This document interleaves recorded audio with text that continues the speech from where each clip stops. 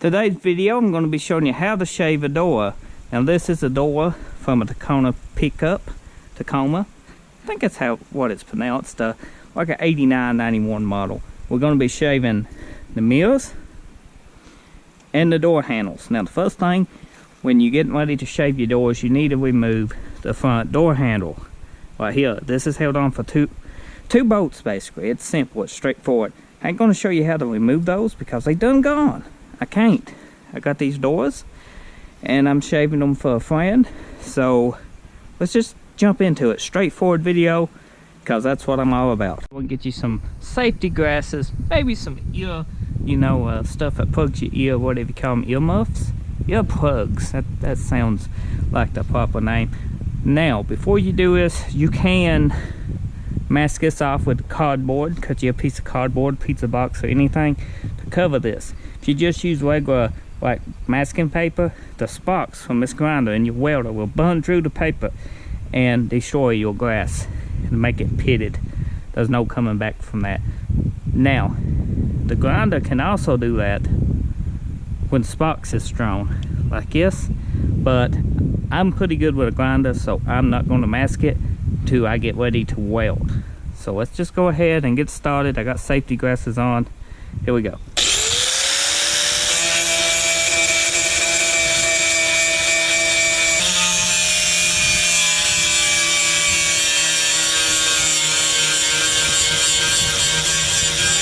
Now I just ground around the edge here just enough to get a good weld and a plate in there. Now I just ground these down. We just hit these two little holes with the welder. Those will be the most easiest fix we do today. Now I'm going to go ahead and put up the other door the same way I did this one. And if you're watching the video, you can pause it and follow along. It don't take long to do this, especially if you done got the door panel off and your handle and everything, already removed. So the next step will be masking this. I got a little Caesar box. You can use whatever you want to. And we're just going to cover the window like so. And we're going to use some eBay tape because if you didn't know, well, you're about to know, eBay tape sticks extremely good. I'm not saying use eBay tape for bodywork, no. But for something like this, eBay tape works. It's fine. So I'm just gonna go here and here.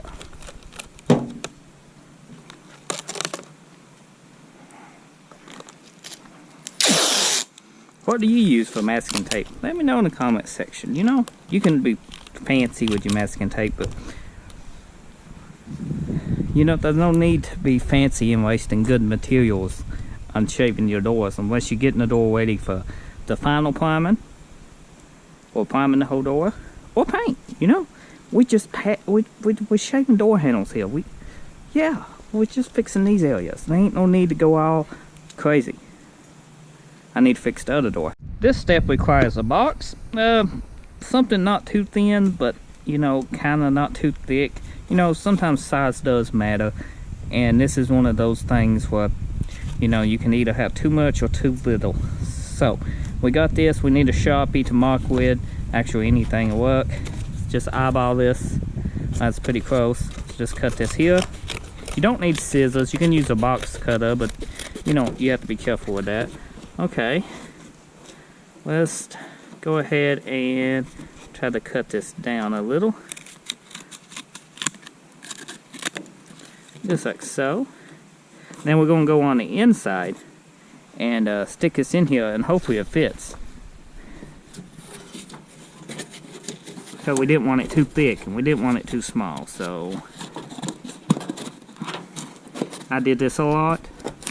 I have. Okay, that looks pretty good. Look at that. So we're going to take a Sharpie and basically Sharpie this out. And you can press on it, press it up. Whoa, we lost the door. And make sure everything's lined up. And cut once we get it locked.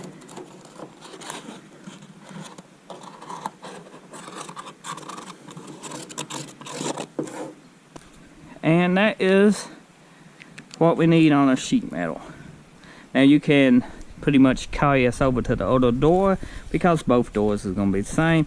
I'm just going to cut this out with some scissors. I thought we lost the door. I should be using sawhorses. It was just the door settling on its stand. Yeah, okay, we good.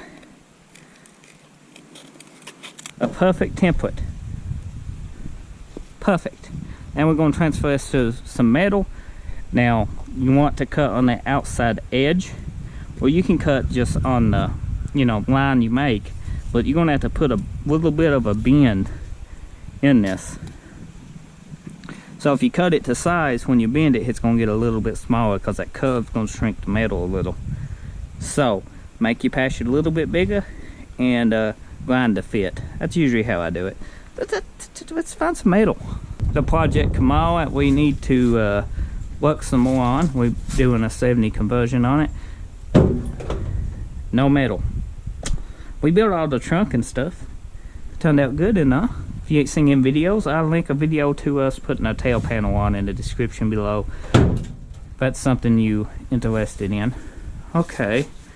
Need to line the trunk up too. This side's good. Everything good. We got fiberglass on it. Fiberglass is waterproof. Bondo is not. Remember that. And buy a new sheet of metal just for this from Tractor Supply. It's some hardware stores, but why would we want to do that when we got that? That's a perfect drop panel. We can't use that on that. We don't want to cut that up. Look for some sheet metal. That's not. We're washing the backhoe too. It's a little muddy. It's been rainy here. Metal. I just have to look for it. Anyhow, this has got a little bit of a bow in it. You can see. And I think if we take the patches from here, that we won't have to worry about much. So let's go ahead and mark this. Try not to let it move. It moved. That's okay. That was one. Let's take this right here. Now you can use metal shears to cut this out. I'm not going to. I'm going to use a cutoff wheel and safety glasses, but that's what we got. Now you could cut one out and use it as a template, but I just going to cut two. So we got two templates made here, and we're going to straighten them up to make them a little bit cleaner, because we do want a little gap when we weld, not too much of one. So get you something to hold them.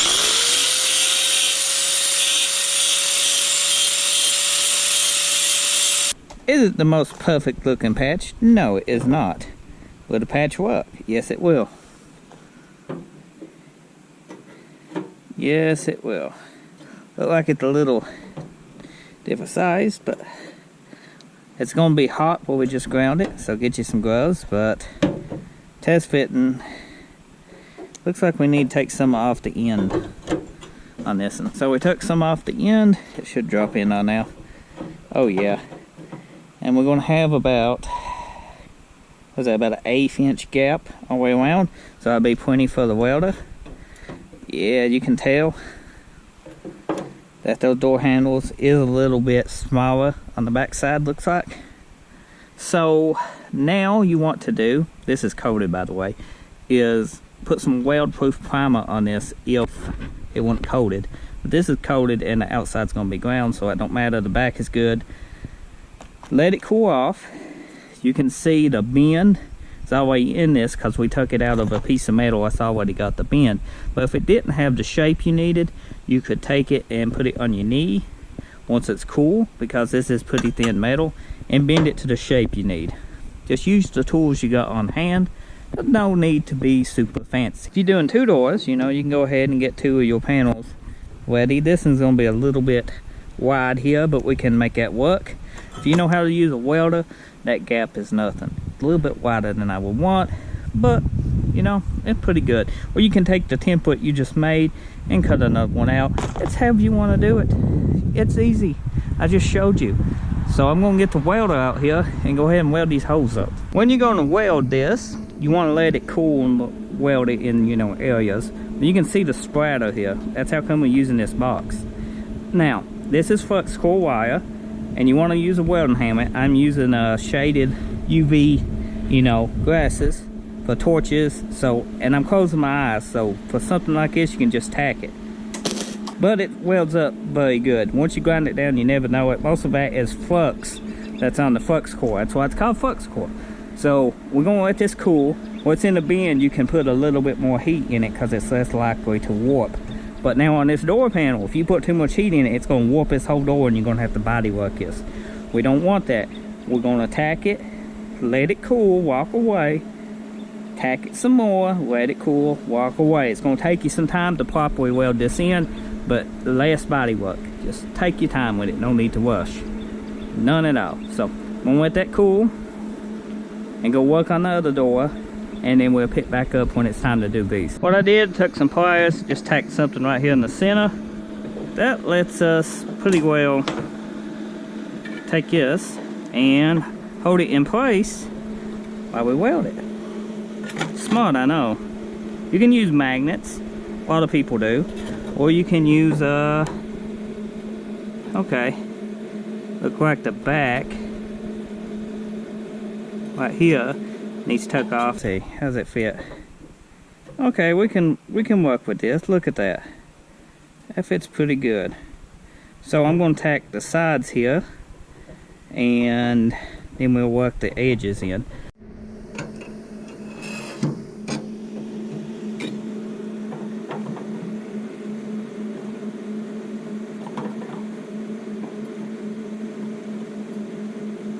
Does it fit better like this? Doable.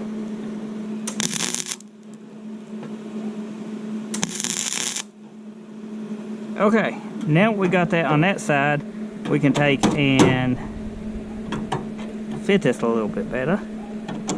So I'm going to pull up on this and get it right here on this side. We can take, and while this still is a little bit hot, hammer it where it fits better. You should be able to see this. That's pretty good. A weld will build this up, or we can, you know, as we tack it around, straighten it a little bit more. Looks pretty good. I'm gonna tack it a few more times, let it cool. So we had a dent in this area. You can see the body filler. So we got everything ground down, we're just filling it right now. And the heat did warp it a little here, unless that was another dent. I think heat did this up here. Right here. You could pull it if you wanted to, but we're gonna work this fiberglass over this dent and everything we got here, just to make it all smooth. And fiberglass is a good thing because it's waterproof, so if you got any tiny little pinholes after grinding, it'll fill it in. And this stuff hardens like, you know, like metal. So just so you know, try not to overdo it with the fiberglass. Now it's easy to do, but that's what body fill is for.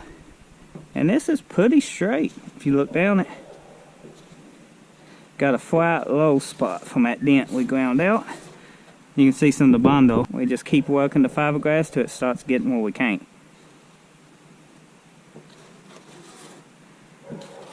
Then once it's done, we'll sand it down, probably with a DA, some 80 grit. At least we don't have no door handle now. It's completely gone.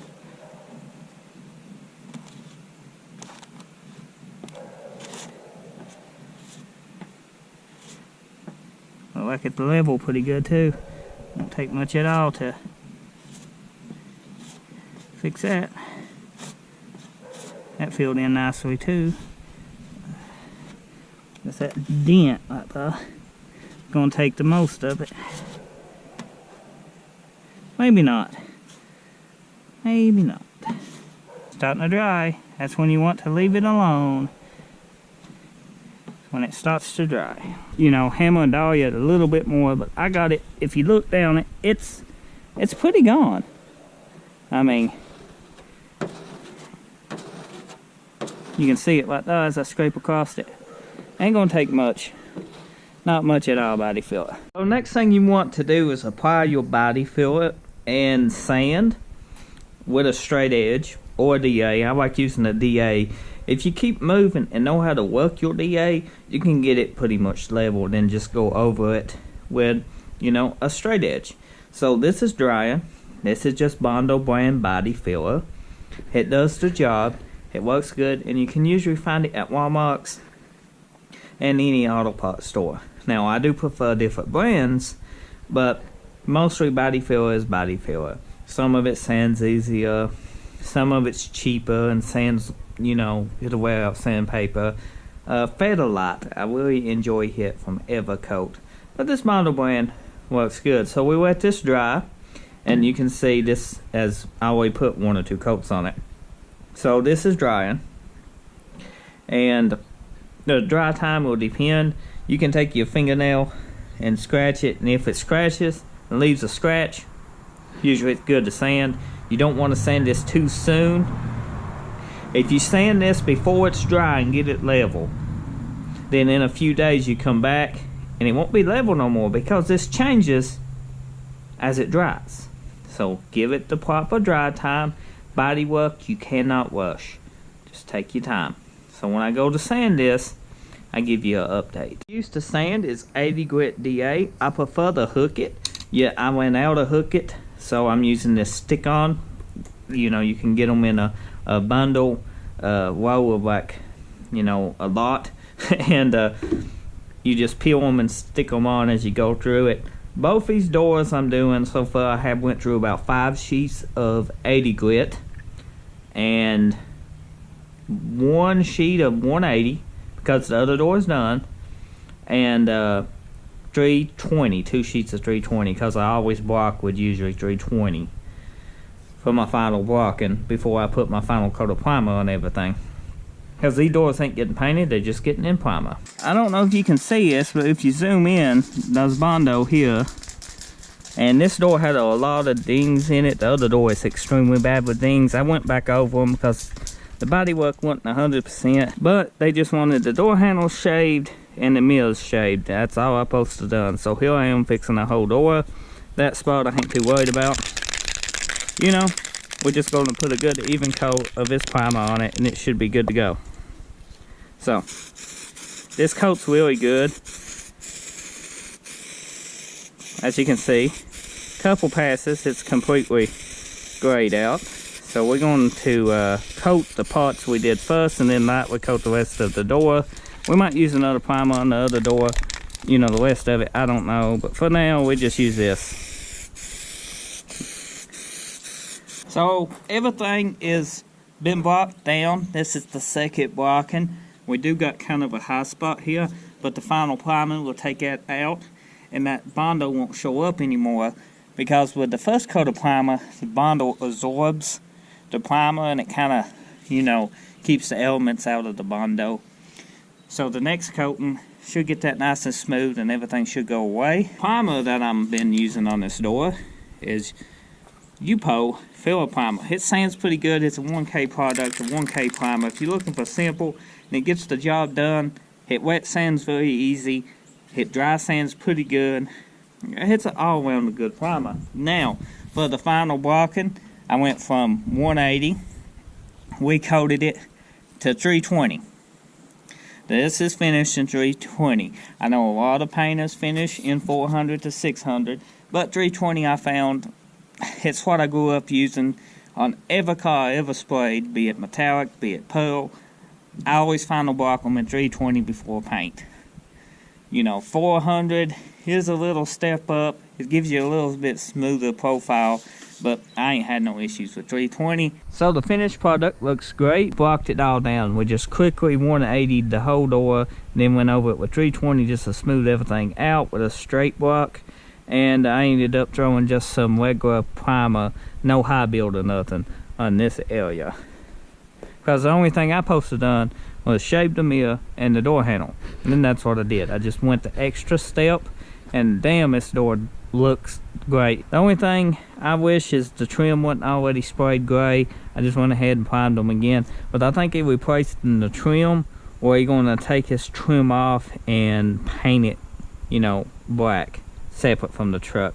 And now to the same type of primer, but I had some different types, and I just went ahead and primed it in this kind. It's a little bit drier. Also does the hatch to the Trans Am. Needs a little bit of fiberglass repair on the side. I don't know if you can see it or not.